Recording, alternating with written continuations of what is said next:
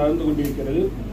இது இன்று மாலை காரைக்காலுக்கும் மகாபலிபுரத்திற்கும் இடையே புதுவைக்கு அருகில் கரையை கடக்கும்.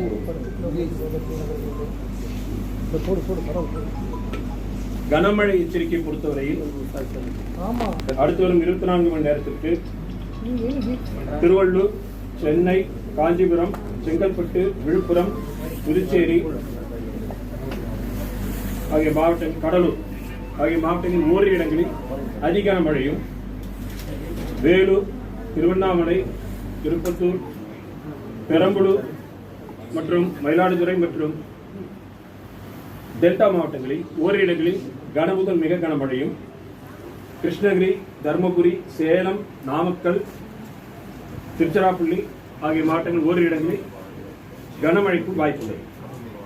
நாளை கடலூர், புதுவை,